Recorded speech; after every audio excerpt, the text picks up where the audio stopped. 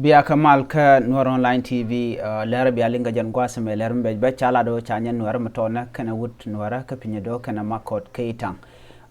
Läär me chatuo ko konin dang rawtin chewa Läär mjak kana lat goro je woto biya jeling mandan Läär roda ka kui ko ngai kono to gor kono bokoran Läär tuok mite ka mishiro de lat banore Läär mandan ling kona pan ka jaka war chala den wo chawu Nuer na ka bare wish ka makɔt ka war chala dan wo shi biyan bera to shi ka ben ka shu kan wud Nuer na mo ye da bas re wo ka makɔt no mo chala dan wini re wo ki tang mi shoro da lat nyok cha nyok lat ba na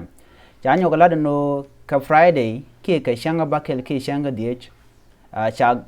gwarnyal metot cha yere cha jabat re wo ka pinyido camp ngai kone idp scam ki ne te konte te ten la refugee ka pinyido cha gwarnyal nyen Nuer na mo cha yire cha jabatin berba ana mo Läär mi chala da kane te kontre wajen wini ko shin mishit kana me choro da lat men da diɛn karektin lat ka rodian kan Nuer telara mi teika ka telara mi dier ka ke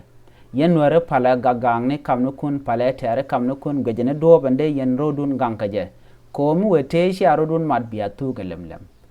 kende ti karekte tok tere Nuer ki mabat ke yi Nuer me do mi mo kwa number ki peg Nuer kwa je le yotpin kaja mogoro de na de yig dier ba katen kon lat karodian are ga me changje tok dorun ke je tok shen dun na me dung Nuer dial kan shu tone mogoro de ran de raja go